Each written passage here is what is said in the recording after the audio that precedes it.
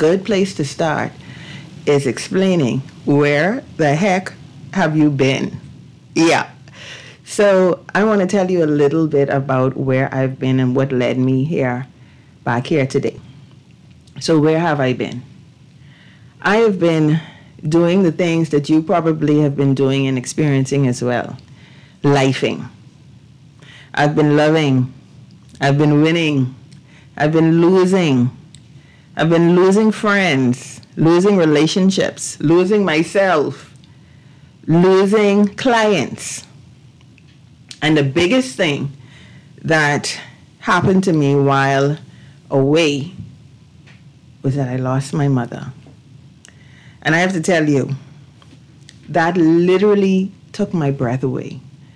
So, sometimes when persons would have heard my name in everyday living or called this place where I'm working as another change, they would say, hey, hold on now, aren't you tell it to Stanya? What happened to you? It's almost like you disappeared, or you don't do this anymore, you don't do that. And I didn't do it because it took my breath away. So how do you get back up? How do you recover from loss? Today, this show is for me. It is the show that I think I would have needed to hear.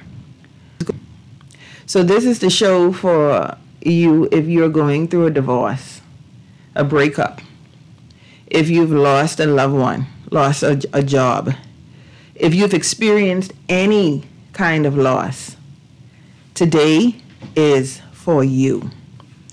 Because today, we're going to talk about how to recover from loss. And I'll tell you this, one of the things that I also know is that everything that is lost is not always a loss. But how do you recover from it?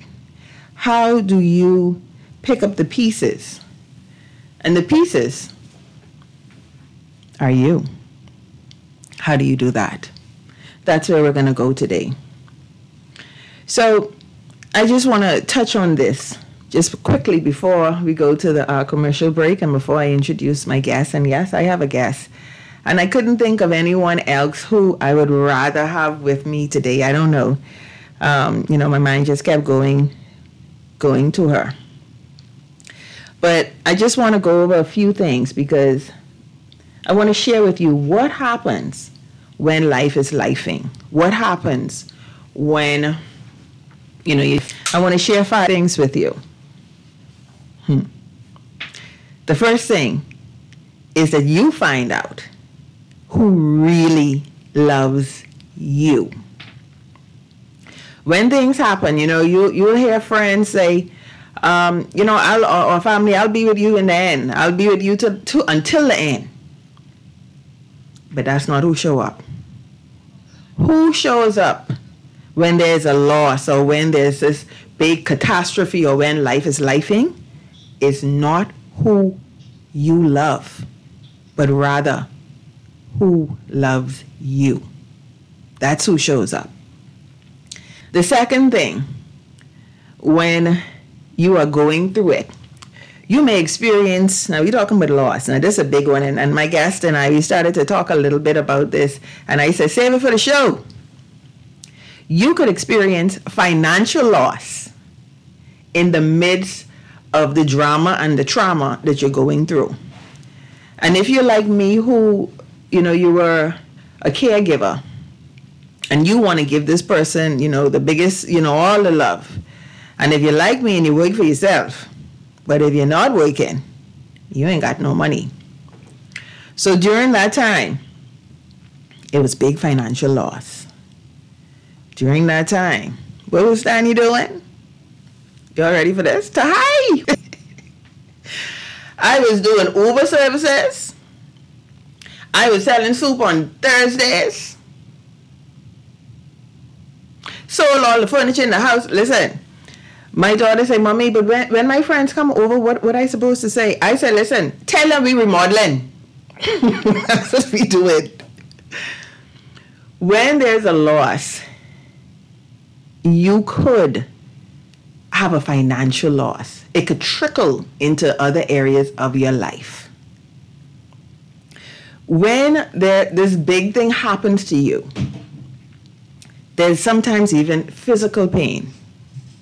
You actually get sick. There I was, I guess, saying, you know what I'm talking about, right? You get physically sick. Mm-hmm. You thinking you taking care of the person, and all of a sudden, you start to feel bad. You start to feel bad emotionally, of course, and mentally, but physically. Because the body is connected to you. We are connected. All of who we are is connected. So I got sick. I got really sick. During a loss, what you will also know or highlighted is the fact that sometimes you all alone. Ain't nobody to hold you. Nobody to comfort you. You realize that in this world, it is incumbent upon everyone to take care of themselves. And even in that aloneness, you have to understand that everybody got things going on too. So you can't even have no feelings about it too. You don't even have time to have feelings about it sometimes. If you got time to worry about who here and who ain't there and who didn't call, buddy, you could be lost. Lost. And the last thing that I want to share with you, that when you're going through it, and remember now, we're not only talking now, my recent loss was losing my mother. And if you know me, and if you remember the show, I used to talk with my mom. I could hear her saying right now, I ain't telling you nothing because the only thing you could do is go on the radio and talk my business. But if you are experiencing a loss, this is the big one. You start to abuse yourself. Self-abuse. And this self-abuse could look like several things, like you spending the little money you might have unnecessarily. The abuse may look like food, comfort food. The abuse may even look like sex. It'll look different, but what it is that you're actually now not taking care of yourself. So this is where we're going to go today. We're going to talk about how do you pick up the pieces? How do you get back to you? And I have to tell you this before my guest comes on. You never really get back to you. But the beautiful thing is, you become a different version of you. With that said, we're going to take a quick commercial break, and I want to hear what you're going through. Tell it to Stanya, and like I said yesterday, now I'm a life coach because I like helping, but I'm a life coach because I'm nosy. So give us a call or welcome me back, 323-6232. We'll be right back in just a few minutes.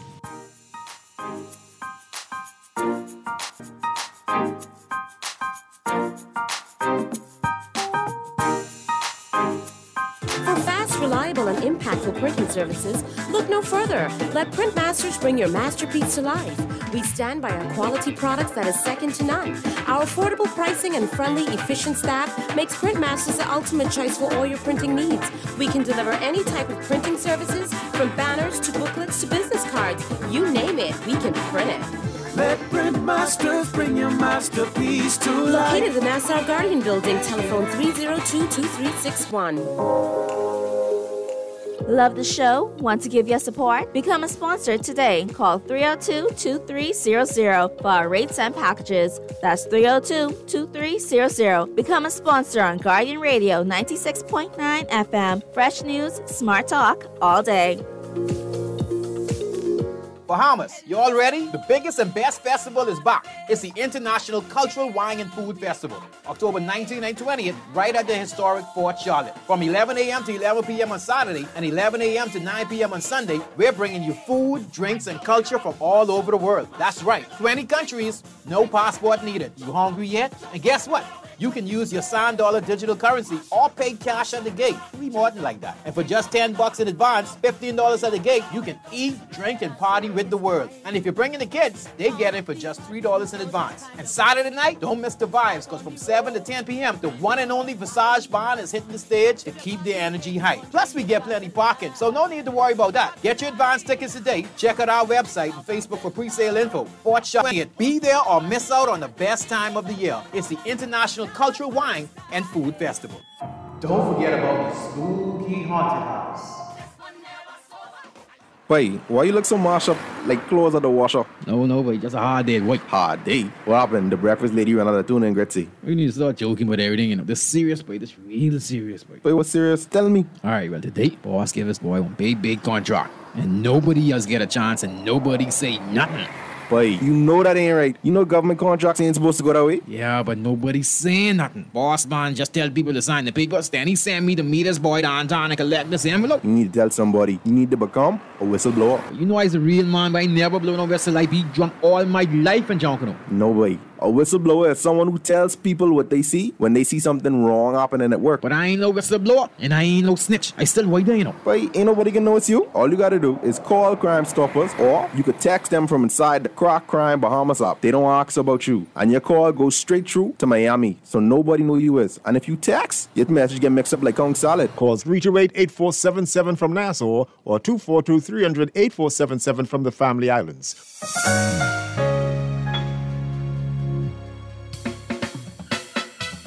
Do you have uncontrollable to Fidelity for a stress-free future? These loans have a built-in savings plan that pays you unbeatable interest. Ask about our debt consolidation loans today. Call 356-7764. Fidelity, we're good for you. Let's face it, life is hard, but your healthcare doesn't have to be. Give yourself peace of mind with LAMP plans at Doctors Hospital. Sign up today and enjoy the low-cost advantage. Get up to $5,000 in credit limit for non-covered services and 2 free nutritional consultations. Choose your plan today by visiting doctorshosp.com/LAMP. We make healthcare easy. This is Guardian Radio 96.9 FM. Fresh news, smart talk, all day.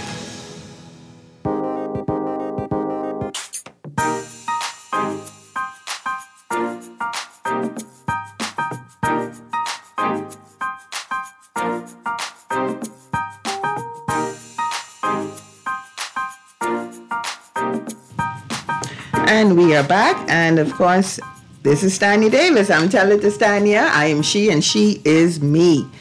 All right, so today, Tell It to Stanya is sponsored by The Getaway, and they are having a bougie brunch starting this Sunday and every other Sunday with Bottomless Mimosa Safety and Fire Protection Company. They are offering a package, a home package, 1 fire extinguisher, 2 smoke detectors, and a first aid kit. Hello, somebody. Give them a call at 698-1160 or 827-6457. That's Elite Safety and Fire.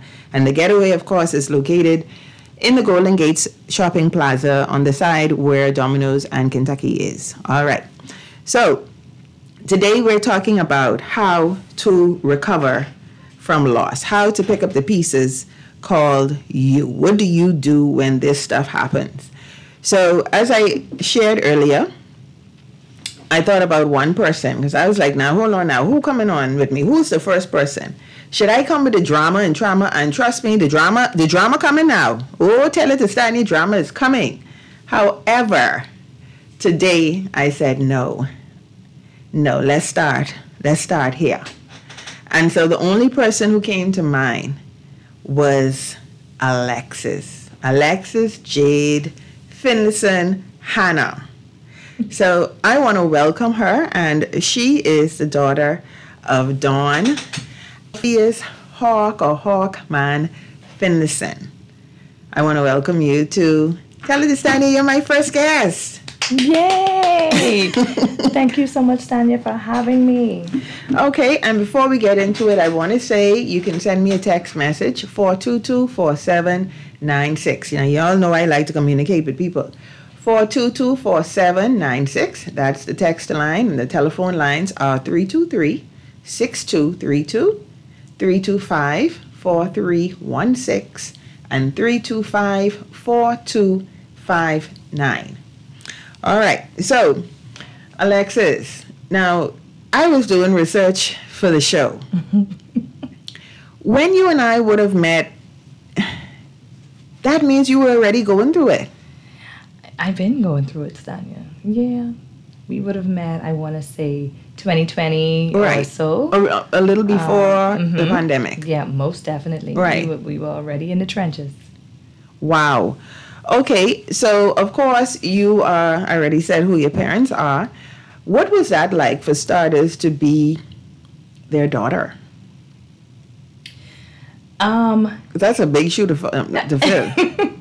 You know what? It was and still is, and I think that's another part that people don't realize. Right. And when we talk about the aftermath as well, right?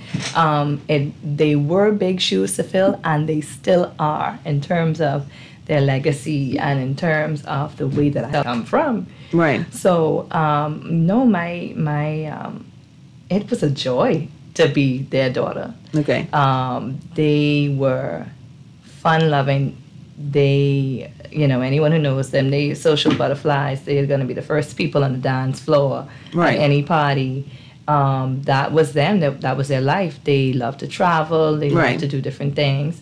And they brought me along for the ride because I was, for all intents and purposes, the only child. They had two children who passed, and it was me. I was the baby. So there were two children before you? There were two children before me. My oldest brother, he has two daughters. They're my nieces. They're more like my sisters because we're only like 5 years apart. Okay. But realistically now, I am the only child. So yeah, it was just me most of the time along for the ride with them. Wow. Okay. Okay. So now, unlike me, well, I still have a living parent. Hi, Daddy. Okay. Hi there. We got an extra guest. Hi, Dwight. All right. So, unlike me, I still have my dad with me.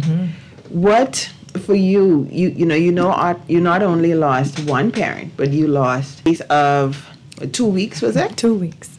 Okay. And let me ask the dumb question of what was that like? You know what? During that 2 week period, I think there was so much already happening, so many moving parts. You don't really start to feel the impact of it or the gravity of it until now. Okay. A full year later. But during that time, I remember distinctly, Daddy died the night before Mommy's funeral. Was he aware, because I know you shared that he had Alzheimer's, was he aware that she had passed? So we had battled with the decision as to whether to tell him, whether it would have made a difference at all.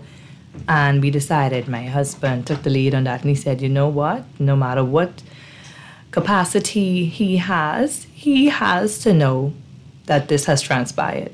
So we did make him aware of it, and we could tell that, he understood. He understood exactly what we were saying to him. Okay. He may not have had the words. He was not able to express exactly how he felt about it, but he understood. Right. We saw that, and that had a great impact, I believe, in the way that he decided to move forward.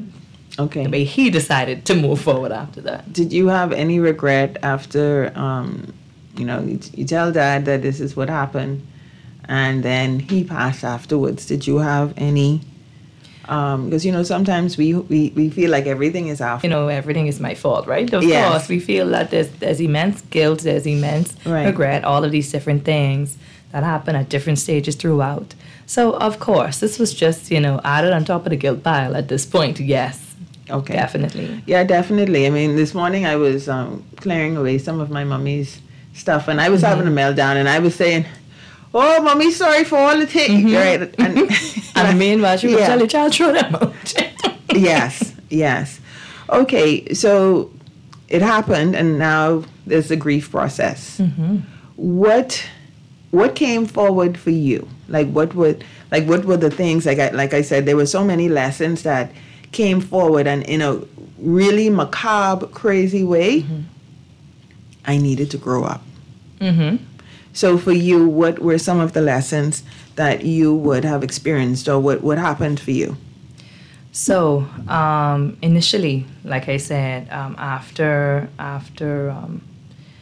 Mommy passed, there were a few things, people don't necessarily want to admit, but depending on the way that things transpired, she had been diagnosed with Alzheimer's almost 10 years prior to, so she had been in that struggle for that length. Go through that, go through each one of those stages, lose themselves a little bit, through each stage of Alzheimer's. So by the time as we got to the end, we had already begun the grieving process much longer before that. It is said of Alzheimer's that, you die two deaths. There's the anticipatory grief that we would have had during that 10-year period, and then the grief that was still like none other when she eventually physically expired. And but what I meant to say was that she was there physically, but at that point, that was really it. Yeah, because I saw a post where you said that you haven't had your mom for 10 years. Right. So, she was there in body and not so much in spirit. Although there were, glimmers here and there where you could see, okay, yeah, this mummy in here. But really and truly, at that point, you feel relief. Right. And some people don't want to admit that, but you definitely feel relief because, okay, her battle is finished. Right. She doesn't have to be laying down bedridden in this bed. She never would have wanted any of this. No. Never. Yeah. So, there's relief. And, of course, you are still extremely sad. You, have to... Let's talk a little bit about that relief, because I don't think people want to talk about. And what, I remember one of my students telling me that when their mother passed, that it freed them. And I didn't understand. Actually, I heard that maybe about 2 or 3 times. And I did not understand what they meant by that. And I thought it was cruel at first. I thought it was cruel. Until, losing a parent, that's something that you have to experience, unfortunately. Most definitely. But when it happened for me too, it's now a freedom to totally be you. Yep. There's relief and release. Yes. So tell me a little bit about that. In that release, one of my mantras that was, a daily thing for me was always, okay, 2 of them, don't get weary in well-doing, and this too shall pass. They're on a daily basis as a caregiver, you experience so many different emotions. You run the full gamut on a daily basis. But the consistent theme is that you could be tired, whether that is physically, whether that is mentally, whatever the case. I had panic attacks. I never had a panic attack. People would come to me because of panic attacks. I had panic attacks, and there were days when I literally ran away. Yep. I literally ran away because I couldn't take it. I traveled, I went away, and boy, listen. Yeah, no, I mean, Stanya, it's real. Yes. So when you talk about, some of those things, and that's like a kind of like an escapism, right? Just trying to get out.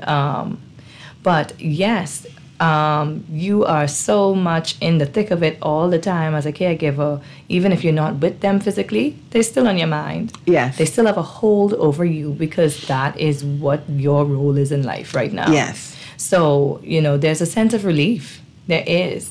And the sense of release in that, okay, maybe mommy would not have wanted certain things to go this way or that way, and you're doing things out in their best interest, basically. So when we talk about release, you are, sort of released from that.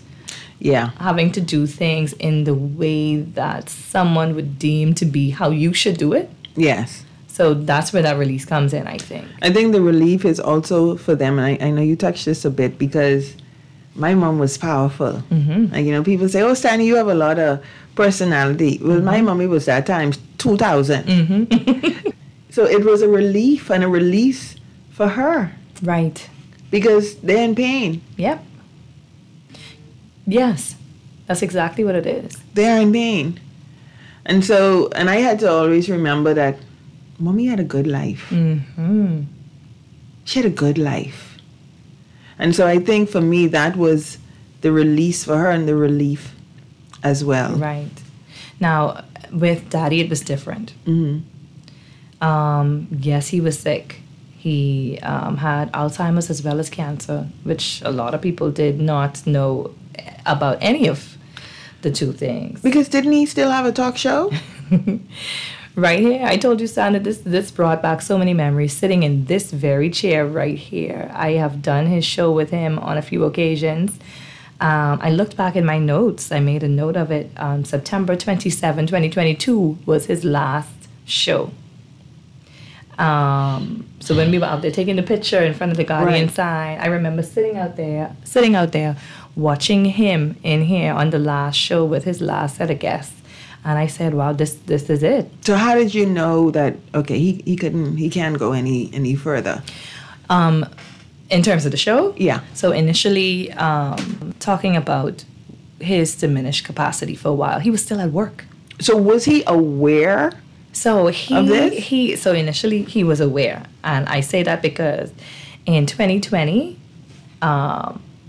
we had actually been working together at that point for about 2 years. And I remember distinctly on the way back to the office from seeing a client, he said to me, you know, Alexis, sometimes, boy, I don't be feeling as sharp as I used to. And he said, you know, I don't be remembering things that I know I should remember, and that ain't me. So you think this just old age or something else? No, that's a little more, because, listen, listen, I be walking in the room trying to figure out what I get in here. Right, right. But, you know, this was at what age? He would have been 72, something like that. Okay. So, you know, I said to him at the time, I honestly, I don't know at the age you're at. It could very well just be natural memory loss. However, you know, for peace of mind, let's get it all checked out. So at what point did you realize that, okay, this is... I didn't really realize it at that time. And I was surprised that he had not only the presence of mind to go ahead and say something, because a lot of people, when they have Alzheimer's, they in denial straight through. They wouldn't even if they thought that, they keeping that to themselves. Okay. I was surprised that he did that. But by the time as we actually went ahead and started to move forward with diagnosis, he was already in that phase where, you know what, I'm fine, ain't nothing wrong with me, all of that sort of stuff. I started to notice a few months after he alerted me to it. Okay. And it was not necessarily the memory loss, it was the changes in his characteristics, those things that people don't necessarily see as symptoms of dementia, but personality changes. And being easily flustered in conversation and whatnot. So I would see that then with him on the show. He's speaking to guests and kind of rambling and doing those sorts of things. Okay. I noticed it. Some of his friends noticed it. And this is when I asked, I said, hey, you think maybe, you know, we don't want to take him off completely. Maybe we should get him a co-host. Right. We tried that. We went that route for a while. And it seemed to help. And then I did we did a series. And I was on the show with him, and as we were going back and forth with the guests on the show, I said, no, this cannot be. He can't, you know, continue with this. So, and that still went on for a very long time, like I said, up until September of 2022. So what was that like for you to, mom has already been diagnosed now, dad is now being, like, how do you now cope with that? Because like I said, I think the first time that you and I would have had a conversation would have been, you were talking about a group that you had started. And so how are you there for mom, dad, and doing this group? How are you doing this? Right. So, like I said, I think, you know, most times people create what they want to see in the world out of their own necessity. I needed a support group. I needed, these things for myself.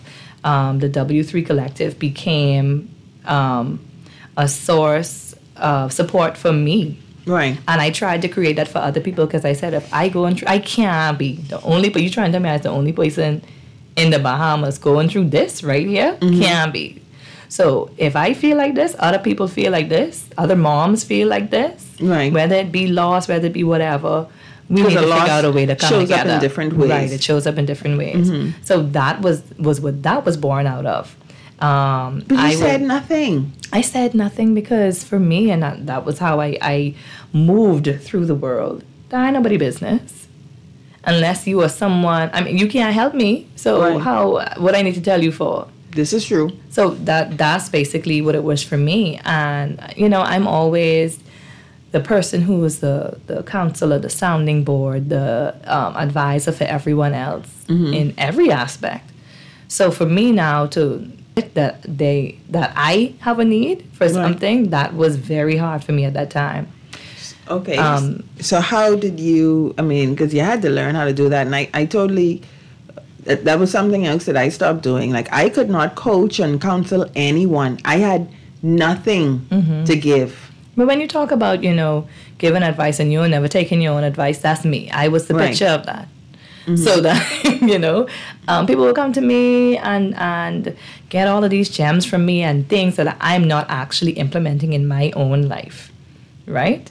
Guilty. But, yeah, that's the way we move, right? But so that is, when you talk about the way that I coped, I pushed it into other things. People ask me, oh, how do you do it? I have already moved on in my head to finding something else to occupy my time, busy work.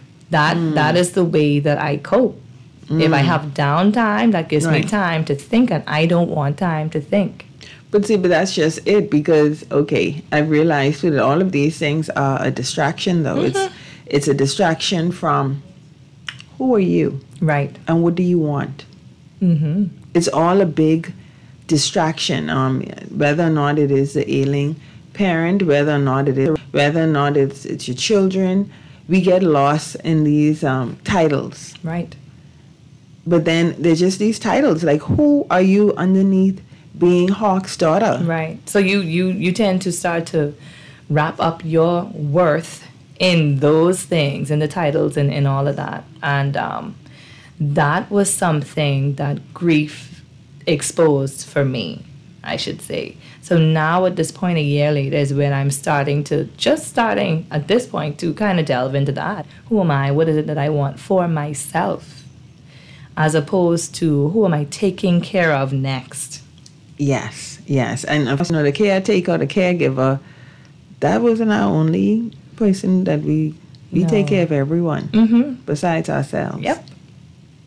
So what did you learn about, well, I know we touched that, but what did you learn about, let's say, other people? So, but first, let's start off on a positive note. I learned that people generally want to support you. They do. But what was unexpected for me was the sources that it came from. People who I expected to be the support were not necessarily. And people who I never even thought about, they came out of the woodwork. So that was the eye-opener for me. Didn't you hear me say a minute ago, who shows up? It's not really, it may be who you love, but it's really who loves you, and or who loves a person or whatever it is. And what I realized too is that it's an opportunity for the background people to have a front row seat in your life. Right. Because they've always been there, but I don't know, for whatever reason they were not in the front. Right, and it wasn't their time. Right. They came at the appointed time. Yes. And the thing is, another thing, I learned that about people, but I also learned about myself. Yeah, closed mouths don't get fed, eh? Yeah. So you have to be, the people are there, they want to step up, they want to support. You have to communicate exactly what you need that support to look like. Yes. And that was something that I had a hard time of doing, and I have to learn how to do. Okay. And I started to learn how to do it during the end stages for my parents, and then now in the grieving process. So I was just going to say, how did you manage as an only child, having to be there and, you know, and do these things? Right. So let's start off with my mom, when it was just her as you have to sort of figure out your village. My niece, one of them, she lives away. The other one actually lived in the home with my parents. Okay. So she lived in the home with my parents, as well as there was a paid caretaker at the house. So, you know, you have to find ways. You may not have all of the people that you need around you just naturally, and you have to build it. Yes. So that was the support there. And when that became too much, because yes, they were there physically in the home, but still financially at that point, it was basically me supporting 2 households. Right. So my little core family, my husband and I, supporting 2 separate homes. Right. So, so you know what I was talking about with the financial? Absolutely. Okay. So, yeah. And then the repercussions after that are still there, you know. The bill's still there, all of the different things still there. Yours that you didn't get to pay while you was paying your parents' own still there. And, and theirs still there. Yes. Let's talk about loss. There's a loss of work as well. So there's a loss of income. Yes. As well. Yes, indeed. Listen, child, I almost did name the show something different because I said, these people hear me on the radio, they may call. Yes, it's a whole lot of things. I think for us, what we had to do was we had a rotation. So myself and my sisters who were my dad's biological, but not my mom's biological, but her daughters in every way, they also took care of my mother as well. And I'm so thankful for them. That you had that. Yeah. Oh, yeah. So I'm with you. The people who, well, I always knew they would be there. But I agree with you. There's always those people who you never saw them coming. You never thought that they would show up. Right. So for me, I think I like to call it, I think like that's God, the universe trying to tell you that, listen, you are not alone. Correct. Yes. Okay, we have a caller. Okay, caller, go ahead. Hi. Hi. To your guest, Stanya and Lady Alexis, my condolences. I know that grief is real. And this is Keisha. Hi. Hi. So, listening to the conversation, I think it's a difficult conversation to have, but for those of you who have walked through grief, I mean, I can only sympathize. I have both of my parents. They're still alive, but I've had enough friends that have walked through the period of grief and loss and enjoying the conversation, but really understanding that at some point, all of us are going to walk through that road, right? Correct. You know, that the journey of grief is real. I may have not had it with my parents, but I had loss through, like, love relationships, those type of situations, loss of friendships. They were real, and that grief process is the same as well. Right. Yeah. But hearing your conversation and the discussion on a number of levels, walking through grief after loss, but really your sincerity of being real with us as listeners, to say that, you know, loss and just like you said, loss and everything, loss of income, loss. There's so much loss surrounding loss. You know?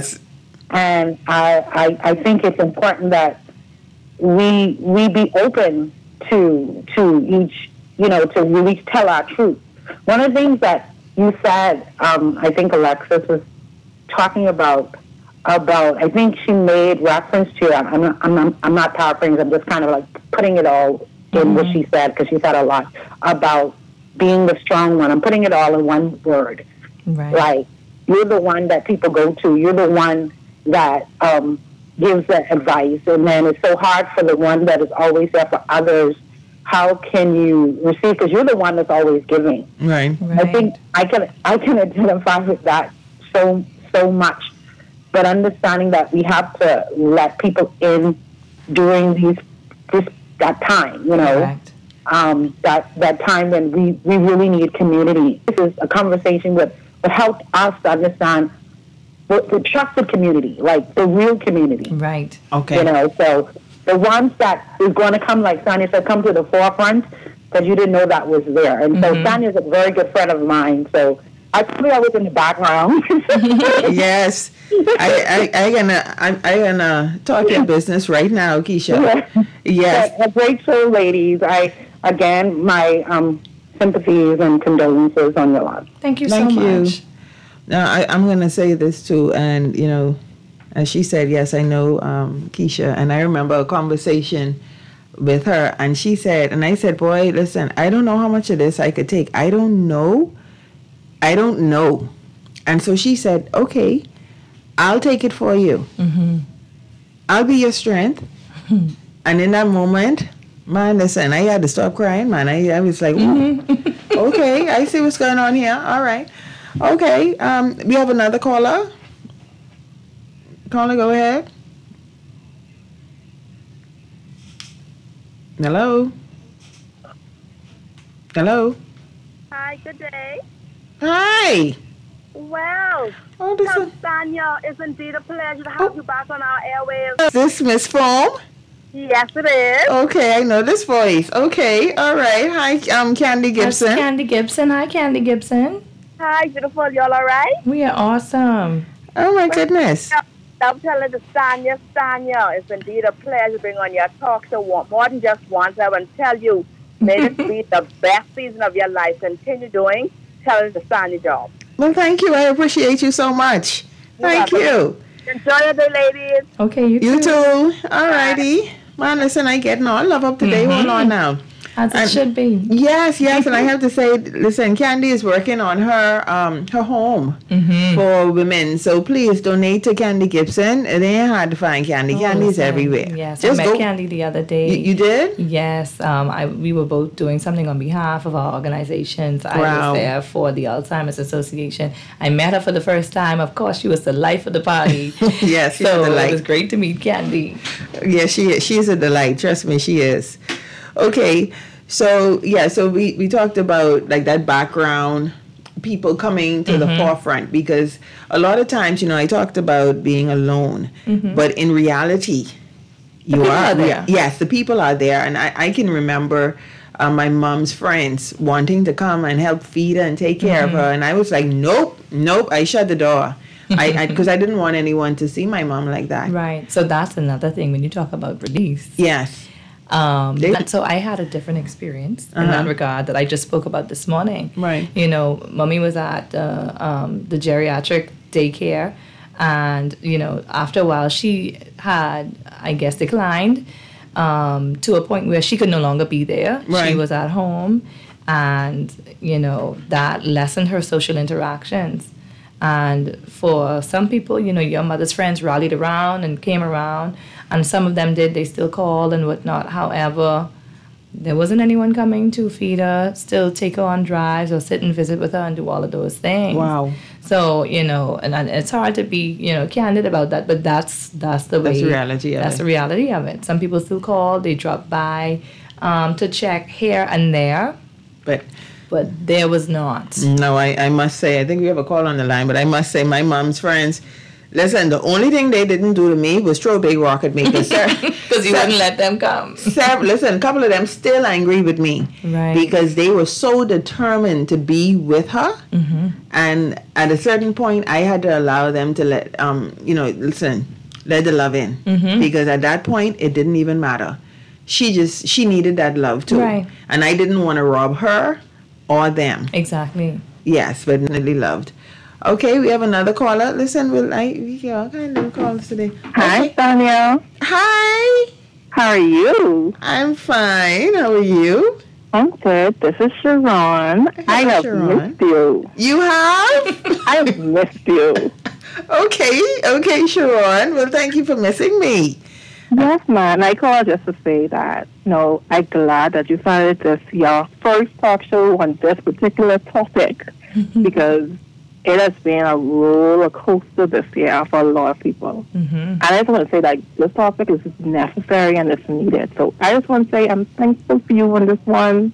Thank I you. appreciate it. And I hear what y'all singing. Okay. All right. Well, thank you so much, Sharon, for calling. Thank you. All right. Okay. Well, I mean, I want to say thank you for all the love. And it is a difficult conversation. And it's something... Okay, something that we don't always get a chance to talk about. Okay, so what, because I see here we're at 151. Oh my goodness. Okay, someone is asking me to say the numbers. The telephone line, 323-6232. That's 323-6232, 325-4316, 325-4259. Okay, so we just have a few minutes left, believe it or not, this hour. I did my hour and a half show. Okay, so let me ask you this. I'm telling you. Okay, so Alexis, tell me a little bit about it. Like, how do you stand back up? I know what I had to do, but what did you have to do? So for me, that is honestly still a process. You know, I realized, so they died in September. I think from that time to about Christmas, New Year's, I was just going through the motions, just trying to get through from one day to the other. Right. I was at home, so I was no longer working, but working in the home still with a 2-year-old. There were constant distractions from me even being able to grieve, to be honest with you. And for some reason, I thought like, okay, it had to be this one time. Okay, you know what? Let me make the space to just sit down and get everything out. And do this one big epic cry, and what I learned was that's definitely not how it works. Right. First and foremost, you don't tell grief when to come; it comes to you whenever it decides to. Yes. And you don't tell it in which ways to manifest. Yes. You don't tell it when or how, and that was something that I had to learn, and I'm still very much so learning. In fact, the other day I was on the way somewhere, just driving, playing music in the car. And there was like this visceral reaction to the song that was on, because this is all the time. And I just burst out crying while I drive it. And I was looking around. It was in the nighttime. I looking around like anyone could see me doing this right now. Yeah. So it comes in waves. It comes, you know, when you least expect it. Yes. And maybe the most inopportune times as well sometimes. But I think for me, it's more about accepting the fact that, hey, you have been through something. And you have to allow those emotions to just come out. You do. And, you know, what was it? I think I went to one funeral since then, and it was a close family relative. And let me tell you, they started playing this, you know, I remember Mama, this been, that's it for me, I out of here. Yeah, I get it. No, sir. Okay, I think we have a call on the line. Okay, we can take this last call and take a quick commercial break. Hi, caller. Hi, thank you for taking my call. Young ladies, I don't know any of you, and I'm definitely much older than you are. And your name is Tanya? Stanya. Stanya, okay. Yes. What you're doing takes a whole lot of courage. And guess what? The more both of you can talk about it, the better off you will be feeling, because you're having a chance to release all your, and you know, when your parents are gone, there's no replacing them. No. But I'm going to say to you ladies, in all things, give thanks. Thank you. And, you know, God knows best. And he ain't dead. He ain't going nowhere. He's right there. So whatever it is you're feeling, you tell him.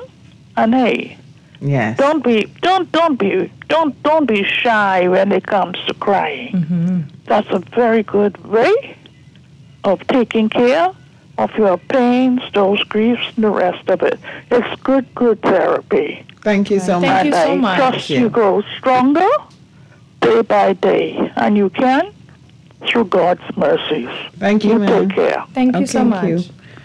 All right, we just have a few minutes. I want to thank Oh my goodness, this hour went by so quickly. We have another call on the line, Brittany.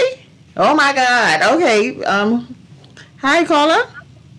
Hi. Hi. Hi, Stanya. Hey. Hi, Alexis. This Hi. is Renee. This is Renee Davies. This is Renee Davies. Hello, Renee. Hi. Yes. I just wanted to call in and say two things, Alexis, because her parents were members of our church. Mm-hmm. So I know of what she talks about, lively and excited, Mm-hmm. and because they were a loving, beautiful couple. Loved them. And so I've just been in awe of Alexis because she's done a yeoman's job in this entire time. And I think I could speak for St. George's when I say that, Alexis, we love you. God bless you. And what God has for you and for what you have done for your parents. And as I put on one of your posts, my dear, he will always lead you down that right path. So Thank you so much, Renee. I'm so very proud of the young lady that she is. Her parents definitely poured into her so that she could be ready to move forward. Mm-hmm. Wow. Thank you so much, Renee. Stanya, I know the relationship you had with your mom. I know what she meant to you.